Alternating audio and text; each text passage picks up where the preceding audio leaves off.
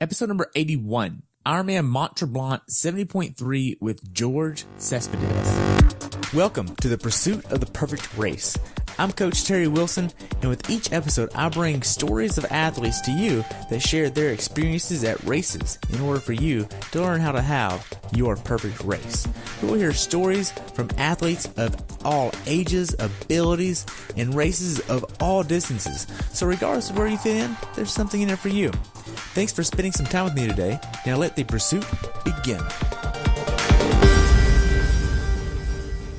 Hello everyone, and welcome back to the pursuit of the perfect race. Today I have the pleasure of talking with my friend and returning guest, George. He recently competed in IRONMAN Mont Tremblant 70.3 on June 24th, 2018 with a respectable time of 6 hours, 14 minutes, 14 seconds. This race took place in beautiful Canada with a wonderful venue. He's been doing triathlons for more than 20 years now and has countless races under his belt. George is also a coach and the head owner of Tri-Animal Endurance out of Colorado Springs, Colorado. The temperature on race day was 57 and rose to 70 with a wetsuit legal swim. Welcome back to the show, George. I look forward to hearing about your race experience at IRONMAN Mont Tremblant 70.3. Thank you for having me, Terry. Always a pleasure to talk to you. Awesome. So what made you want to do this race? I've heard so many people talk about what a great venue it is. What a great venue it is. You got to go to Mont Tremblant. You got to go to Mont Tremblant. It's awesome. It's amazing. The village is great. And then I got there, and it exceeded all my expectations. It was amazing. The people in Quebec are so happy to have us there. The race venue is absolutely gorgeous. The bike is challenging. The run, there's a nice flat area in the middle, which I was really happy to get to. But more than anything else, the people in Mont Tremblant, the Quebec people, are awesome, and they love having us Ironman athletes there. Wow. So how is your training going into this race? Well, unfortunately, as you know, I had injured myself during the Ironman St. George and was unable to complete the race. So I still had a hamstring issue. So I didn't run anything longer than 8 miles coming into the race. And that 8 miles I ran the week before the race at about a 13.5-minute pace just to get the miles in. Really? So we're going to say that I came into this race severely undertrained with run fitness. Wow. How was your bike and swim? Honestly, the swim, it was funny because I'm the only person who can get lost in a lake. So my swim was not great. And the bike ride, because I was concerned about my hamstring, I didn't really push it as hard, which is just another way of me saying that I have to go back and do this race again when I'm 100%. Wow. Now, if you look at your training going into this race, what was the most hours you trained in 1 week? I probably didn't hit more than 12 hours in a week. Wow. I did a lot of longer rides, lots of 4-hour rides, 3-hour rides. And then I also did some open water swimming, but I don't think I went into the pool during this time at all. So it was just basically open water swimming and riding, and I was probably running once a week. So I definitely did not come into this race trained. Okay. And you did you have a lot of hill training in your training? Well, I live in Colorado, so riding a bike in Colorado equals hill training. But did I do any type of specific hill training? No. Again, another reason why I'm dying to go back. Maybe as soon as next year. Wow. That great of a course. I absolutely loved it. You know how I feel about St. George. St. George is my absolute favorite course, bar none. And this is a close second now. Wow. That great. Yeah. Now, and it's not just the course. It's the people. So Mont Tremblant it's like a European skiing village north of Montreal. So we rented a house not far from the village. Next time we go, we'll rent a hotel room in the village or a condo in the village because everything is centered around the village. So it's like a European skiing village with restaurants, and the race venue is right there. It's spectacular views, sunsets, sunrises, absolutely gorgeous. Wow. Now, if you think of your training, how much of your training was outside versus inside for this race? Almost all outside. Okay.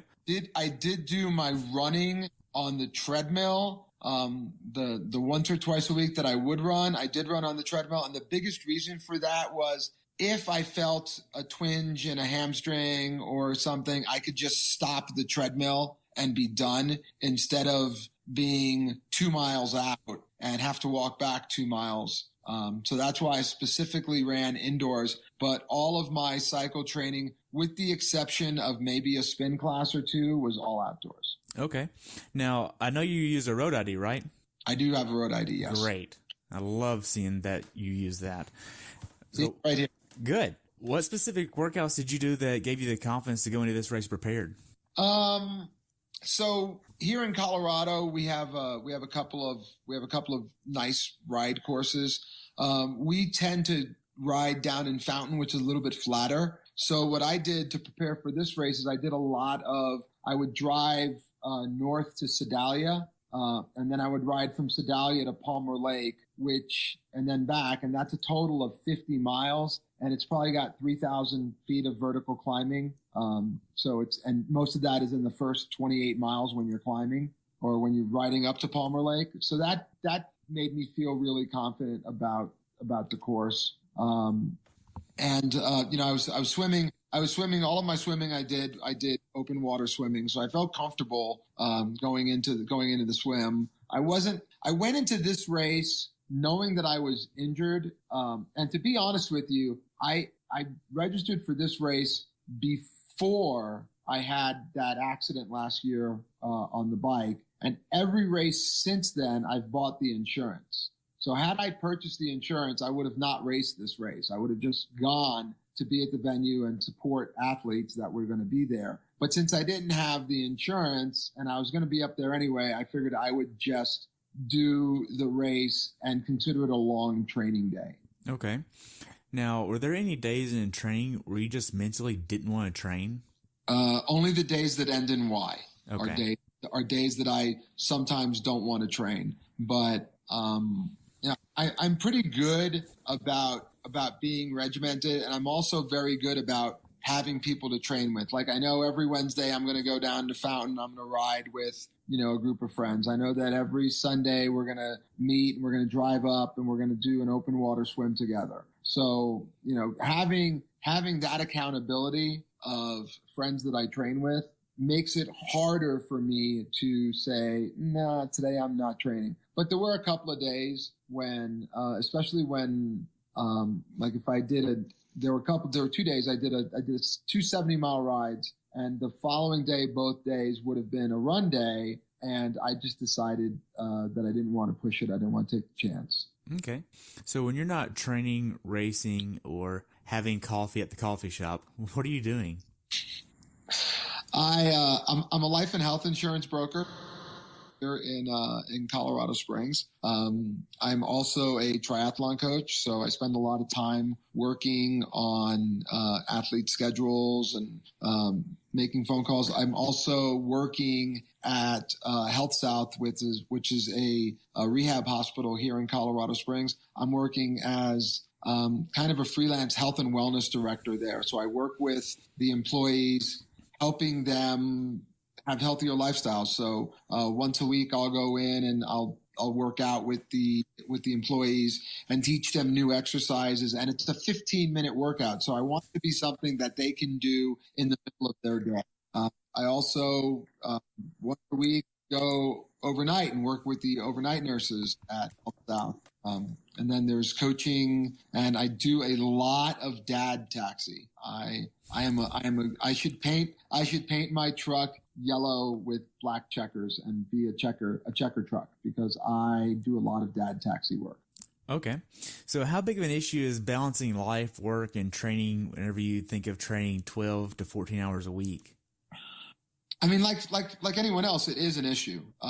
For me, the fact that I don't have a 9-to-5 sit-down job, I have a lot more flexibility when it comes to things like that. And my ex-wife and I work really well together as far as, communicating and getting our kids where they need to be. So it's easy for me to say, okay, I'm going to drop my kids off at the zoo on Wednesday because they work as volunteers at the zoo. And then I'm going to go down. I'm going to meet a friend at 9:30 and we're going to ride 60 miles. And then I'm going to pick up my kids. So that makes that easy. It's easy when I can say to friends, hey, on Friday, after I do morning stuff, we're going to meet at 10 o'clock. We're going to go for a 50-mile bike ride.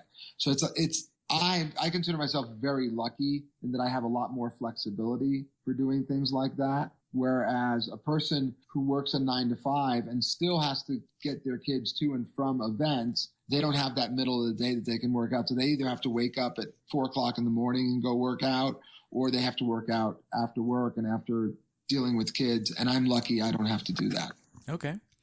Now, this obviously isn't your first time doing this particular distance, but was there anything that you did in training to help prepare you for this particular race? Anything that I didn't train? Right, like did you make sure that you wanted to hit a certain nutrition goal on this race that you might have tweaked or anything? No.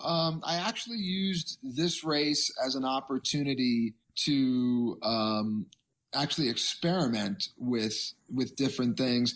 And then the weather was so nice. I think the high for the day was 71 or 72 degrees that day. And, the sun peeked its head out for a little while we were on the bike. And then as we started to run, it became overcast and cool again. So that made for a great day. So I didn't have to, hit nutrition levels with salt. Boulder Half Ironman's coming up in about 5 weeks, I think. And, I don't know if you've raced Boulder, but it's famously the hottest day of the year. And there's no shade at all on the course. Whereas this course was, under trees and it was cloudy anyway. So we didn't have to have any nutrition goals. And as far as for me, I experimented, tried a couple of new things, made sure that I had my F2C glycodurance and hydrodurance for the bike, and I felt really good coming off the bike. So okay, I don't think I did anything different, but I don't think that I really, going into this race knowing that it wasn't an A race, it was just more of a training exercise for the day, I didn't focus on nutrition as well as I usually would. Okay. When did you actually start traveling to the race venue? I actually flew to Montreal on Friday, met some friends there. We drove from Montreal to Mont Tremblant on Friday. And then Saturday we went and did all of our check-in and checked in our bikes and made sure that our bikes were working. And then raced Sunday and came home Monday. Okay. Now, did you get a rental car, it sounds like? We did rent a car in Mont Tremblant because we were staying at a house, which was about 20 minutes away from the venue. When I go back, depending on the cost of a shuttle, I might just shuttle there because once you're in the village, you don't need a car. You don't need to go anywhere. Okay. If you're staying in the village. Okay. So how was the getting a rental car in another country? Was that hard or anything? No, pretty much the same as it is here. The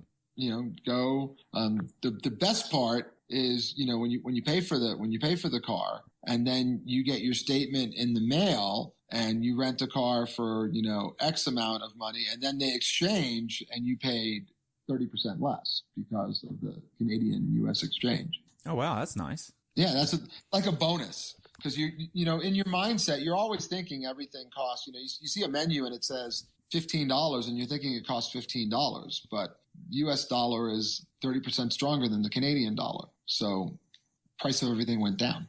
Okay. Now, I saw some of the videos online of some of the people that were up at this race, especially with the lines at the check-in process. Did you experience any of that? I did not. The all-world athlete line was very fast. Okay. I went through the check-in process. I probably stood in line for 6 to 8 minutes, whereas the lines were very long for everyone checking in. And mind you, everyone who checked in, when they checked in, they had to, the first question they asked you was Anglais or Français. So, you needed to know if you spoke English or French, and if you wanted your paperwork in English or French. One of the things they did is every single one of us had to jump on a scale and disclose our weight at the beginning of the race. And I'd never experienced that at a race in the United States. I wonder why they did that. I don't know why they did that. It might have been if it was a hot day, they wanted to see how far your body weight dropped for medical reasons. I honestly don't know. But everyone jumped on a scale. And I thought it was funny that we all jumped on a scale with our street clothes on. And so obviously you weigh X amount. But the next day, if you're in your triathlon kit, you're going to weigh significantly less because you're wearing less clothing. Right.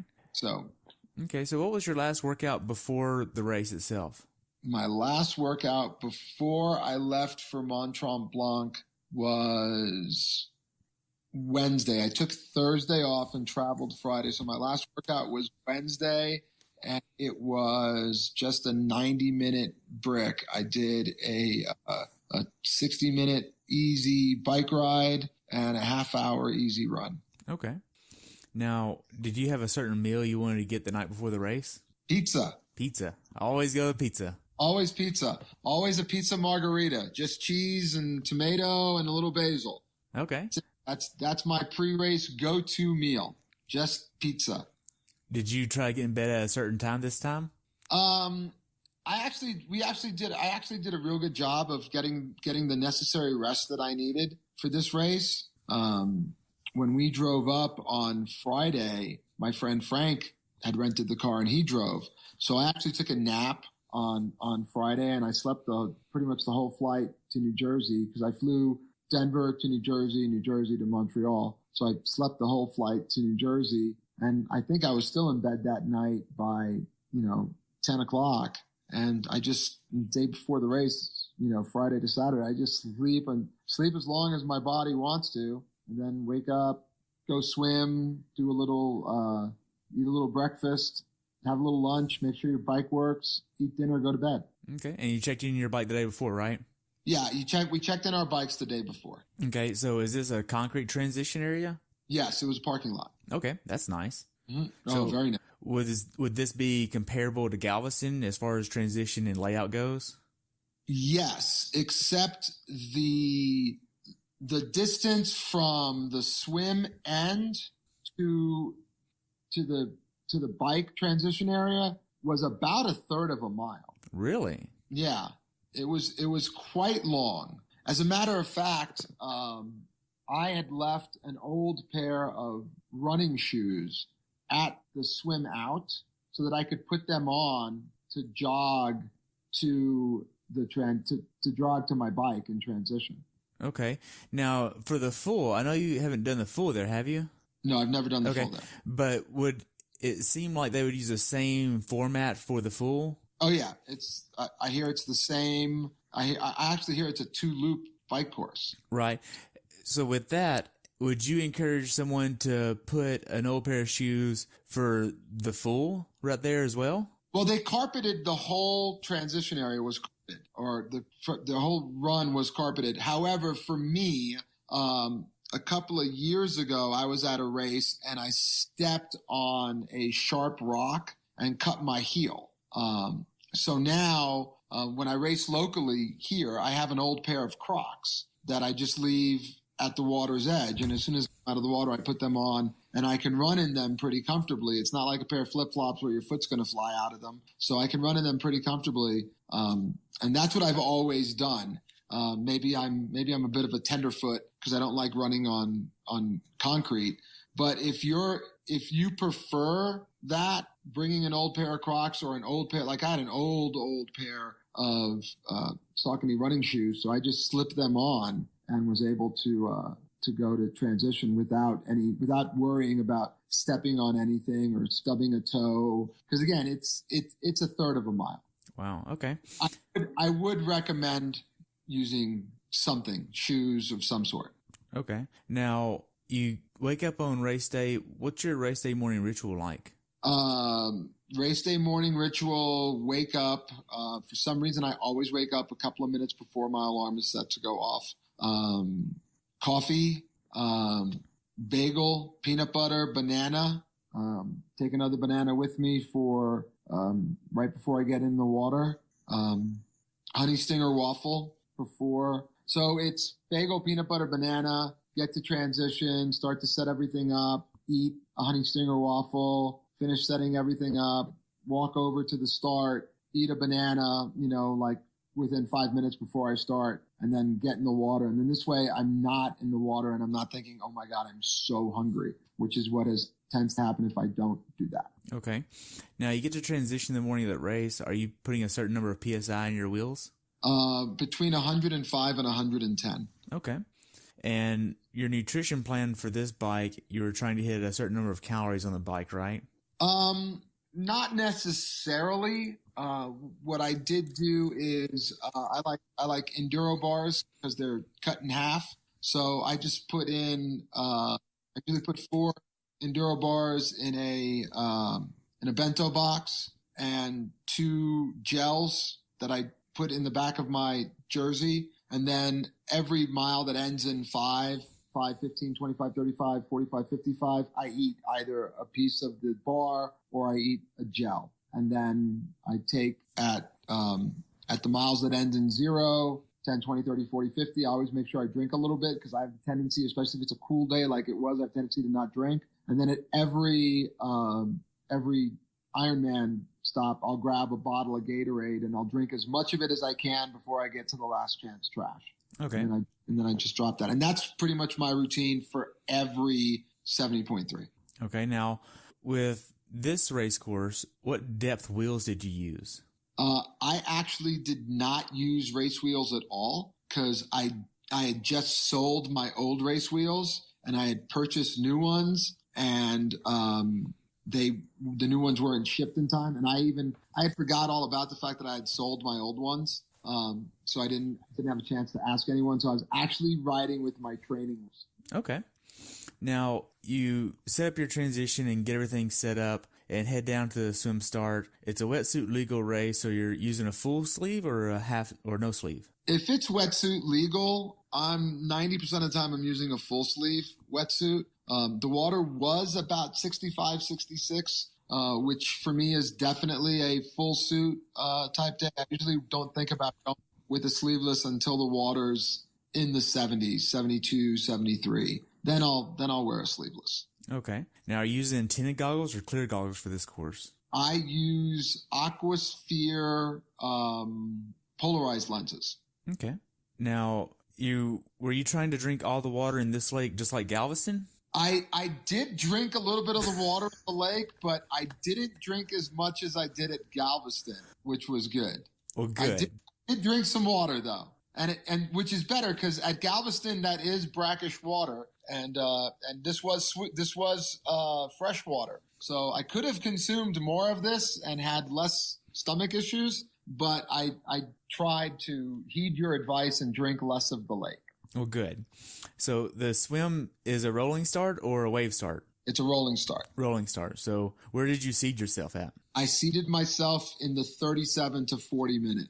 Okay. And you had just a little bit more than that at 42 minutes about. I did. So here's the funny story. So the race is about to start, and it's me, Frank, Michelle's friend Karen. We're all standing around, putting our wetsuits on and, making our porta potty trips and doing everything that we need to do, right? And I put my swim cap on and I put my goggles on over my swim cap, and Michelle says, "You wear your goggles over your swim cap?" And I said, "Yeah." And she goes, "Have they ever been kicked off?" I said, "Never, ever." Of course, what happens? The beginning of the race, someone jostled. I don't think I got kicked. I think I just got jostled, and somehow the goggles came up and I was able to grab them before they sunk. So I had to swim over to a kayak at that point and put my goggles back on. And then I started to swim, and, of course they were leaking. And then I stopped at the SUP and put the goggles on, and then I got them on and they were great. And I was swimming and I was having what I thought for me, I felt like a good swim. So I was passing a lot of people, which is very rare for me, as you know. And then we got to the point where we turned and we were looking into the sun. Well, there was a woman in front of me, and I got lazy. I was like, you know what? I think I'll just stay behind her and let her sight for me.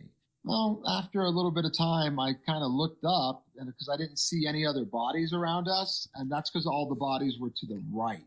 So we were going off course to the left. So I then corrected my course and was able to come in and still had a decent swim. I think I came in about 42 minutes. Wow. So I felt good with that 42 minutes considering, but lesson learned from now on, I will wear my goggles under my swim cap. Something I need to start practicing. I'll start that on Saturday. Good. I actually already do that. And for women, I actually would encourage them to have an extra hair tie on their wrist until the last minute of the race, because if their hair tie in their hair breaks, chances are finding an extra hair tie at that point in time would be quite stressful. I agree with you 100%. And also on the same note, I would encourage women to put a swim cap on their hair and then put their goggles on and then put another swim cap on. So that way the goggles aren't actually interfering with their hair, because their hair is a lot longer. It can pull more, and it just alleviates that little bit of tension on their head. Well, we all know I don't have to worry about hair. So for now, until you grow it back out. What's that? Until you grow it back out. That's never going to happen. So you get done with the swim. Did you have wetsuit strippers?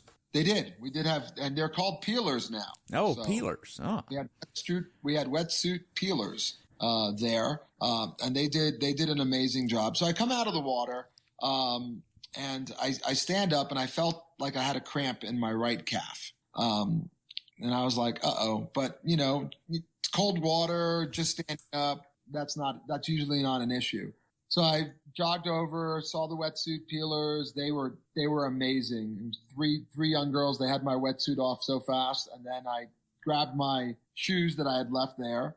They were behind a gate. So I had to ask someone to hand me the shoes, but they handed them to me, put them on, went to my bike, had a pretty decent transition area, pretty decent setup where my bike was at the very end of a row. I always love being at the end of a row. So I had a lot of room. I was able to grab my bike, put on my shoes, put on my helmet, and head out to the bike start. Okay. So how were the first few miles on the bike ride? Was it hilly at the start? You get hills at Mont Tremblant the entire ride. I don't think it's like riding in Colorado. There's very little just straight flat. It's lots of hills.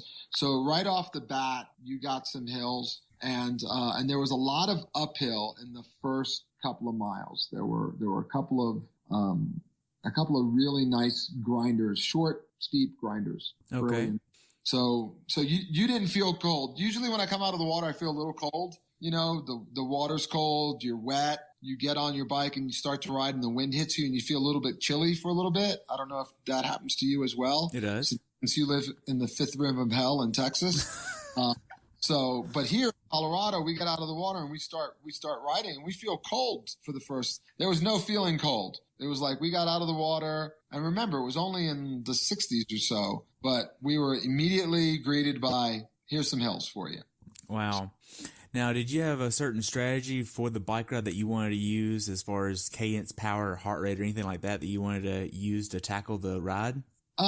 No, again, I just wanted to feel comfortable. I specifically didn't didn't turn my power meter on my watch so that I couldn't look at watts. I just wanted to kind of go by feel, especially with some, I've been battling some injuries. So the last thing I wanted to do was go into a race and say, hey, I need to be pushing 205 watts or 200 watts. And then, look at my power output and see that it be 190 watts and me try to work harder and re-aggravate an injury.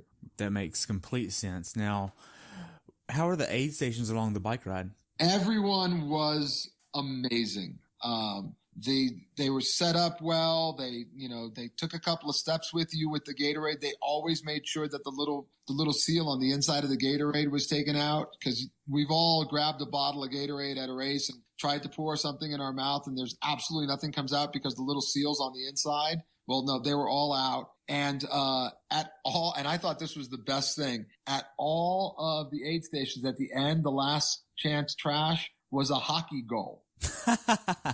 That's awesome. So, and there were kids with hockey sticks. So, it was really funny, because at one point on the race, it was toward the back half of the bike ride, this guy in front of me yells something in French and tosses his bottle, and the guy with the hockey stick is standing there, and he hits it out of the air into the goal. It looked amazing. Wow. Cheered. I was like, that was awesome. And so that was great. But they had these hockey nets set up, so you would just throw your bottle into the hockey net, and then they would use the hockey sticks to pull everything out, and then they'd throw it in the trash. It was genius. Wow. Absolutely genius. Over the course of the bike ride, did you see a lot of flats? I did see one or two people with flats. I asked a couple of times if anyone needed some help, but they were okay. The road, most of the bike ride is on a highway. I think it's Highway 117. It's beautifully paved, and it's closed to traffic. Wow. So you ride out on one side and you ride back on the other, and there are no cars. That's great. I mean, that's really nice that they actually closed the entire course for you. There were some parts before you got to the highway where there were cars, but the two main roads, which were, I think it was number 117, and then the road, I don't know what the road is when you go out of Mont Tremblant the other way, that road was completely closed to cars. So you went out one way, you came back the other way. Unfortunately, I did see a couple of accidents, or I didn't see the accidents, but saw the aftermath of a couple of accidents. But for the most part, people stayed to the right. There were a couple of times when, at one point of the race, when we were coming back on the highway, it's a gradual downhill, and we had a little bit of a tailwind, and I'm a bigger guy, so I can get going downhill. So there were a couple of times when I was yelling, on your left, on your left, on your left, and I guess the wind, person couldn't hear me, and they were out left, and they were kind of blocking. So they should have been to the right. So I did pass a couple people on the right, so bad me. But I thought it was safer than crossing the yellow line and being hit by oncoming cyclists. Okay, that makes complete sense, because you don't want to have a head-on collision with another bike. Yeah, that hurts. Yeah, or you don't want to hit a deer. I mean, just saying. Yeah, just saying. Thanks. Yeah, you're welcome. As far as the bike goes, is there anything you'd tell someone to be aware of that hasn't done this bike course before? Be ready for the fact that it is hilly. When you ride out on 117, the major highway, and again, I may be wrong on that number, but I'm going to keep calling it 117. When you ride out, it's a gradual uphill and some grinders and some rollers, but you're gaining elevation that whole way. And then you turn around and it is way speedy back until you get to the two big hills. And those two big hills they're a lot steeper than they look. And then you come back into the village, and then you go out again. And that road, when you go out, there is not a flat meter. It doesn't feel like. It is just constantly up and down, up and down, up and down, up and down, up and down, up and down, up and down. And then you turn around and you come that same way. And there is a no passing zone. So there's one point where it's about a quarter mile where there's no passing at all, and you're going straight downhill, but it's pretty curvy. And you can easily hit 45 miles an hour without putting any effort at all. Wow. Yeah. Now, as far as the bike goes, did you execute your strategy the way you wanted to? Yeah, I wanted to not push myself and not hurt myself. And I wanted to, I was looking to ride, right around 3 hours was what I was looking for. If I came in under 3 hours, that would have been great. But I wanted to ride right around 3 hours, maybe a little bit over 3 hours. And I think I rode 308. 305. 305. Okay. So then that felt pretty good. I can't wait to go back with race wheels and do it again, and be healthy actually look at things like my power meter and see what my power effort is. But it was beautiful, beautiful venue.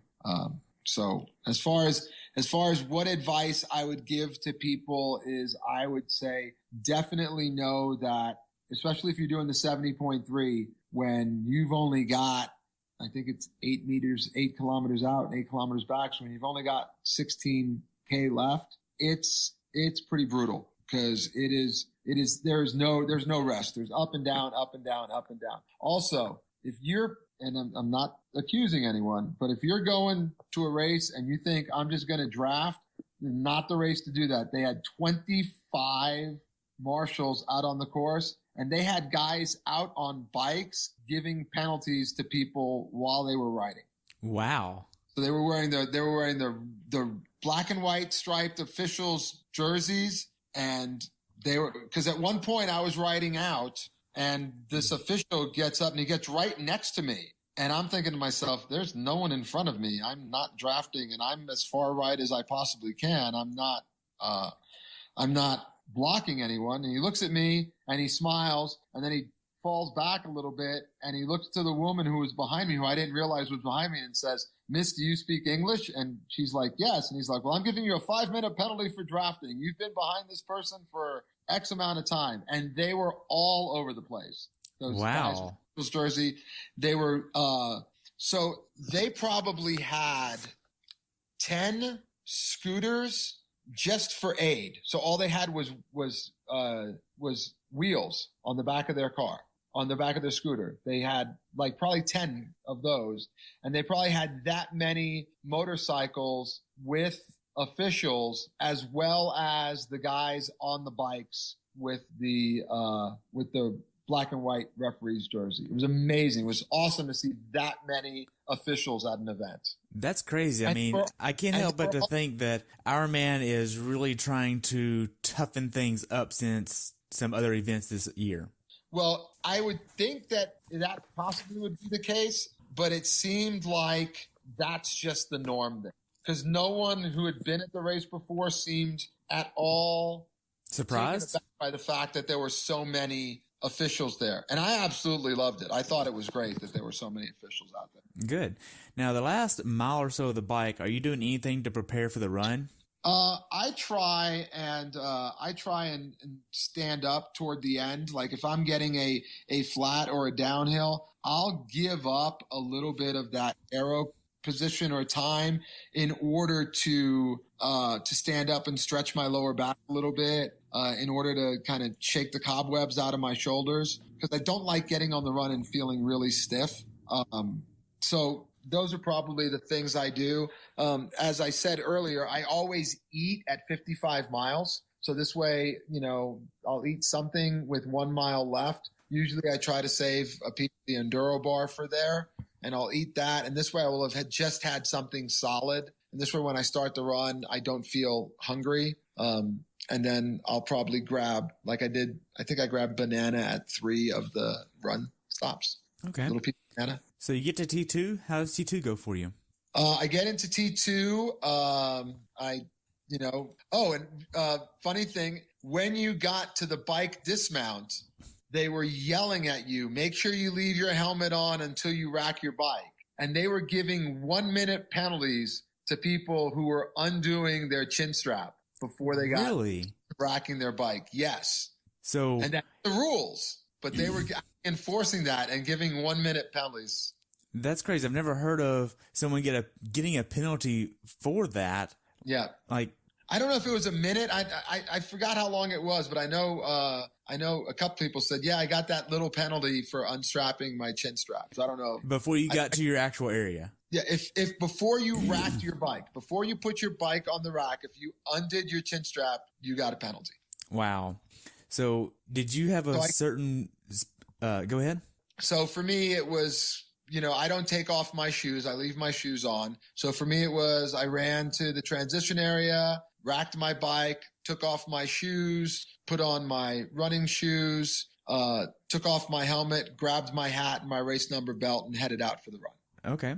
Now, did you have a strategy you wanted to execute on this run? Don't re-hurt myself was my strategy. So basically, I had told myself that I was going to run no faster than 11 minutes per mile. So that was your upper limit, basically. That was the fastest I was going to go. If you look at my times, you realize that I lied to myself. I think I averaged 10:30. So I was running 11-minute miles at the beginning. There were some hills, and then there was this nice flat area. It's a flat out and back. And it was a real gradual climb on the way out. So I was running, and I felt good, and I let it drop under 11 minutes a couple of times. But then I did a good job of reeling that in. Then we turned around. At the turnaround, I had no pain. My hamstring didn't hurt. My calf was feeling pretty good. So I was like, wow, this is pretty good. So I was just going to run back in. I've run 10K. I'm going to run 10K back. I'm going to run back in nice and easy. And I ended up for a while running with these two girls, and they were like, come on, we're going to make a train, and we're going to run in together, and we're going to have a great run. And, and I'm talking, and I get caught up, and I looked at my watch, and I was running about 9:35. And I was like, ladies, I'm sorry. I need to let you girls go. And then one of the girls who was from the area, she was like, come on, I'll be there at the finish for you. And she actually, I don't know how many minutes ahead of me she finished, but she actually stayed at the finish line and waited for me to congratulate me, which I thought was pretty nice. That's awesome. That's the camaraderie of the sport that I just love, Yeah, and that's one of the things, me. And, I'm famous for saying that my favorite part of triathlon is triathletes. And one of the reasons I go to St. George every year is because the people are phenomenal. One of the reasons I go to Galveston, I've gone to Galveston 3 years in a row, is because of the friends that I've made down there. And I love going down and seeing my friends and camaraderie. And that's exactly what this was like. Everyone was super, super friendly, and it was a great time. Right. Love Mont Tremblant. Now, did they have the course marked in miles or kilometers? Everything was in kilometers. Okay, so for those that are doing this, is it marked every kilometer, or is it marked? Every kilometer is marked. How accurate was the markings, you think? Dead on. Really? Dead on. There was it was funny because like at almost every kilometer marker, I was running around someone, and like that person would hit the marker and their watch would go beep, and then someone else would hit and their watch would go beep, and it was different people, and it was dead on. And my watch was set to miles because I didn't want to take the time to reset it, and plus, who knows what your pace is in kilometers? Not me. So I'd left it at miles, and it was dead on. Like when I got to the 10K, it was 6.2. It wasn't 6.24. It was 6.2. Wow. And the other thing is it was most of the run was out and back or on hills. So there really were no tangents. There wasn't if you run on the left side of the road here, and then you run to the right side of the road here, you're going to cut a little bit of distance, because I'm the king of running the tangents. Yes. Yeah. I've run more than one half marathon where my watch says 12.98, and I'm like, check me out. I can run some tangents. But there really weren't any tangents here. Not many. So it's a very honest course when it comes to that. Yeah. I think at the finish, I had run 13.02 miles. Something along those lines. And again, no one runs tangents like I do. Right. Especially Galveston. I mean, you can shave that down. Well, there's so many turns, and there's, when you're in Moody Gardens and you've got those big sweeping curves, if you stay left or you stay right, all you're doing is adding distance. I wouldn't be surprised if there were people who did that race and their Garmin said 13.2 or 13 or 13.2 or 13.23 because they stayed just wide. And so, As far as this course goes, did you have any GI issues or cramping? I had no issues physically at all. As a matter of fact, I did the run with compression sleeves on because, I've been having issues with my calves, and I didn't feel any pain at all during the run. When I got to the 10-mile mark, I definitely felt I don't have the fitness in my legs. So my legs felt tired and heavy, but there was no pain. And you know the difference between pain and discomfort. So I felt uncomfortable, but I didn't feel any pain. And then after the race, I got to the finish line. I was walking around, and then we went to Starbucks because it was the afternoon, and I'm George, and I needed to have a little coffee. So we went to Starbucks and had some coffee. And then when I stood up, I felt my right calf start to cramp. Then it was really badly swollen for 2 days after that, and I thought I might have hurt myself. But the swelling has gone down, and the soreness is barely there anymore. So I just think it just let me know, hey, you're not as young as you used to be. Right. Mentally, how hard was this race for you? I can see where this race could be really difficult mentally if you're going in there and I want to qualify for world championships. I want to set a PR. I want to do a 5:30 or a 5:45 or a 6, whatever your time goal is. I could see where it would be a little difficult, but I was out there to just kind of have some fun and more than anything else, not hurt myself. So I was running, almost 2 minutes slower than I usually do for the average time. So we'll see. Hopefully, as the season goes on, I get my legs back and I can run again. Right. Now, the last mile or so of the run, how was that? Awesome. Absolutely awesome. So the last 2 miles, you've got the hills that you had going out, you have them coming back. But as you're coming back into the village, you kind of had to sweep left and you went by a hotel and you're going uphill and you're thinking, why are we going up there? But that's so you can run the last half mile or so. You actually run through the village on the cobblestone streets. And so you really got to be aware of where you're going. But you feel like a rock star because there are people lined up on either side yelling and screaming. One of the best finish lines out there. Wow. Now, the footing on the cobblestone, was it awkward or did you have to pay attention really good, or was you had to pay attention. Like, I did not see anyone fall around me, but there were definitely battle scars for people because not only are you running on this cobblestone, but you're running downhill. Right. So you're picking up some speed, and you've really got to be aware of your footing and every step. Okay, so for the people doing the full, I'm sure it's about the same finish line there. So that same line. Yeah, same thing. And they shouldn't sprint that last bit because they're going downhill and it's cobblestone.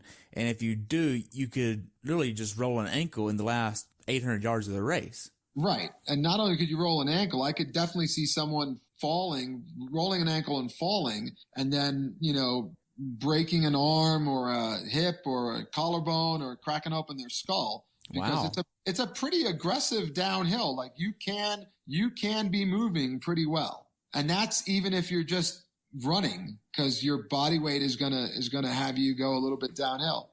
Wow. So tell me about the finish line. How was that? Finish line was awesome, same as any other Ironman. Lots of red carpet, lots of red and blue. Crossed the finish line. I crossed the finish line. I went straight to the medical tent to get my hamstring iced just as a precaution. And they were great, took care of you. And then as soon as you get past that little corral, there's athlete food.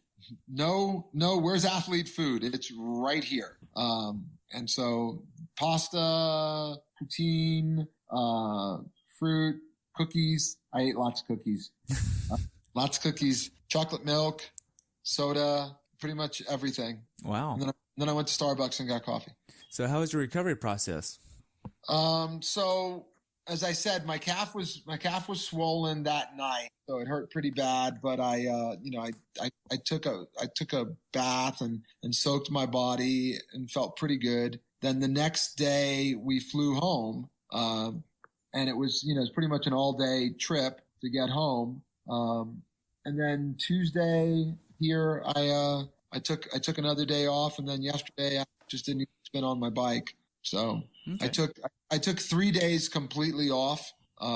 Monday for travel, Tuesday here, and then Wednesday. And then Wednesday here, and then yesterday was Thursday. So yesterday was the first day I did any type of working out, and I just did an easy spin on my mountain bike. Okay. So looking back on it, how well prepared for this race do you think you were?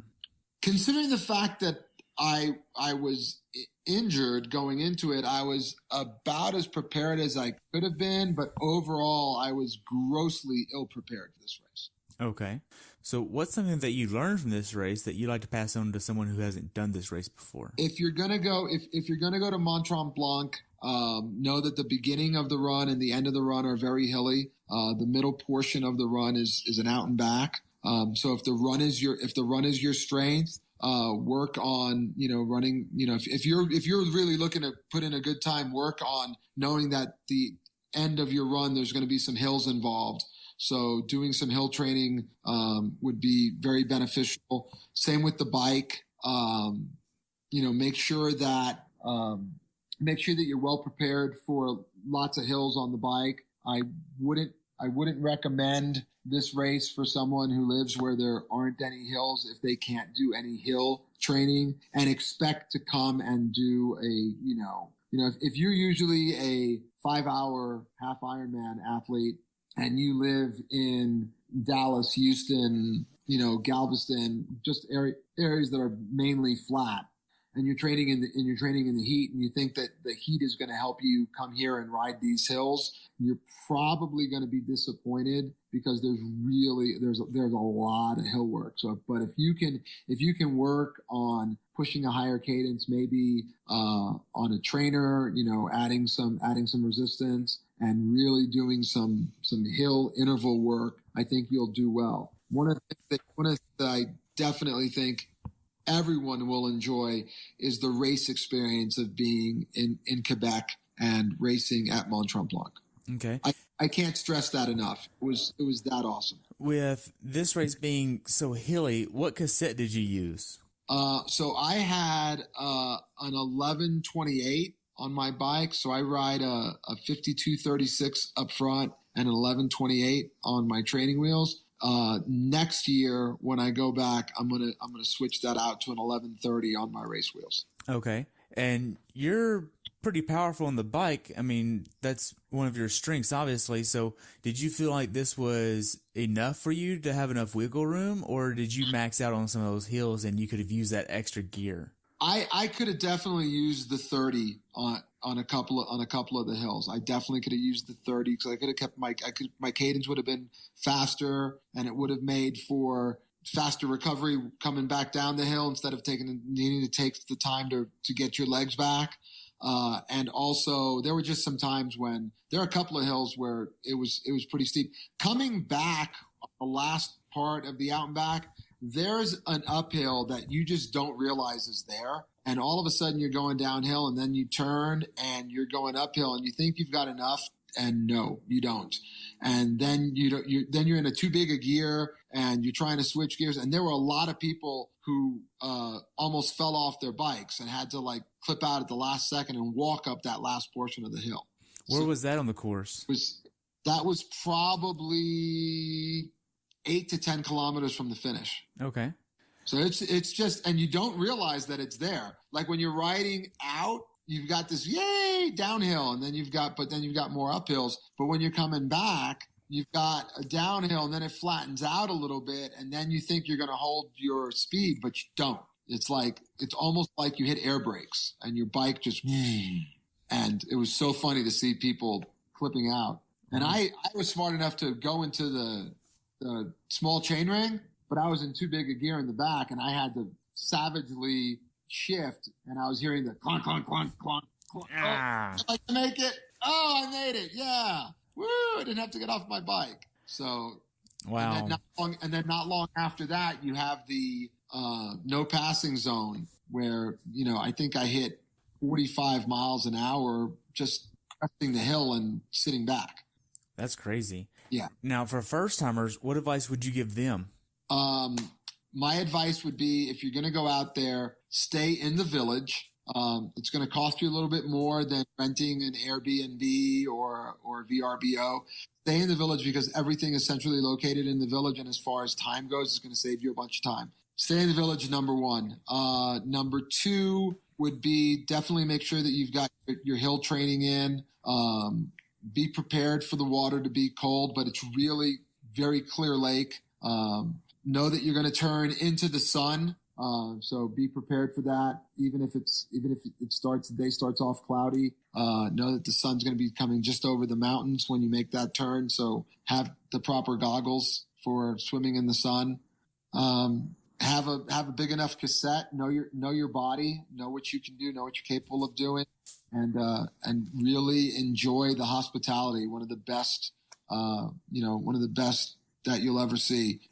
Second half of the bike ride, as you start for the 70.3, as you head out on the second leg, let's say, or the second arm of the bike course, the second out and back, there are people for the first 2K 5 deep. Wow. It looks like an event at Tour de France. That's crazy. And they're yelling in French too. So it's great. Wow. So how could Ironman have made your experience better as an athlete? I really don't think Ironman could have done anything to make my experience better. I really think one of the comments that all of the first timers that I was friends with who had done this race for the first time, and even people that I met there who were doing this race for the first time, to a man, our response was, Quebec knows how to throw a party. They know how to do it right. Everything was great. The officiating was great. Hospitality was great. The food is amazing. Yeah, definitely going back. Wow.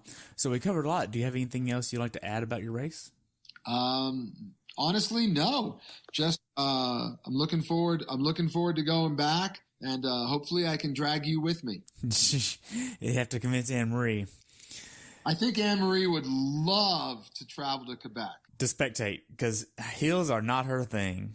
Well, she would love to come to Quebec to spectate. Wow. So what races are on your bucket list? On my bucket list? You've already done Kona, so can't use that. Yeah. Yeah, as you love to remind me, I have done Kona. I would really love to get a roll down slot for Nice for next year. The only place I've ever been in Europe is London. That's it. So I'd love to go to Nice. There's a race in Italy, 70.3 in Italy, that I'd love to go to. I plan on going to Cozumel next year to do the full. That would be my welcome back to fulls. Also, races I'd really love to do. I'd love to go do the Cabo 70.3. This year I'm going to North Carolina, which was a bucket list that I wanted to do. I wanted to do it when it was beach to battleship, and now that Ironman owns it, I'm gonna go do that. I'm going to Augusta this year because I think everyone should experience that downriver swim, and I'm gonna try and experience it again. Next year, I plan on going to Lava Man. Wow. The bucket list race. I'm going to go to Lava Man. It's during my kids' spring break, so I'm going to take the kids to Hawaii. They've never been to Hawaii. Wow. So how can athletes follow you? You can join Trianimals on Facebook. You can follow me on Twitter at TrianimalGeorge and on Instagram also at TrianimalGeorge. Nice. And Trianimals is a free group that any athlete can be a part of. Everyone's a Trianimal. They just don't know it yet. Trianimals is an absolutely complimentary group on Facebook, and we're a community for triathletes. The idea is to provide some positive inspiration for other athletes and have some fun with it, and create an atmosphere where people can, everyone from the 10-hour Ironman athlete to the 17-hour Ironman athlete can communicate and help encourage each other. Wow, that's great, and I'm really glad to be a part of that. Well, we love having you. Awesome. So I already know what your definition of a perfect race is, so I'm going to ask you a little something different to wrap this episode up here. So if you could put together an ideal triathlon course to include the weather conditions on that day, what would you want to put together for a race? Are you asking me to take the swim from race A and put it with the bike? Anything. Okay, so definitely the swim would be the river in Chattanooga. Definitely. And without them turning down the flow. So, kind of like the first year they did the Ironman there where people were flying past the exit because the flow of the river was too strong. That would be perfect for me. That would be ideal. I would love that. I would like the bike course to be. I wouldn't mind the bike course being like this Mont Tremblant bike course, because it was hilly and challenging. Also St. George, hilly and challenging. I'm okay with that. So either one of those two, I'd like or the Augusta course is actually really nice, because the Augusta course, for the first 40 miles, you've got some rolling hills and you're gaining elevation. And then the last 16 miles are flying downhill. It's amazing. Love that course. And then I would like the run, and this is going to sound sadistic, but I would like the run to be like the run here at our Boulder course. It's flat, very little hills, but it's exposed and it's hot. And I think heat is the great equalizer. I think that if you trained well and you can race in the heat, you can race pretty much anywhere. So I would like that run course. And this, of course, we're talking about a 70.3. Right. Correct? Yeah. So I'd like to have like the downhill swim of Chattanooga or Augusta, hilly bike course like St. George or the one here at Mont Tremblant, and a mostly flat, hot run.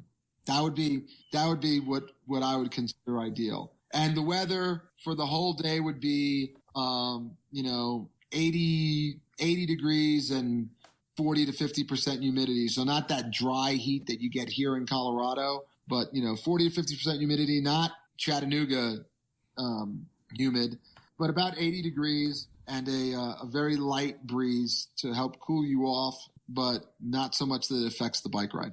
Right. That's my course. Well, George, I just want to take a minute and thank you so much for sharing your experience and your knowledge with me. And I've enjoyed hearing about Mont Tremblant. It really makes me want to go and experience that. Well, let's do it.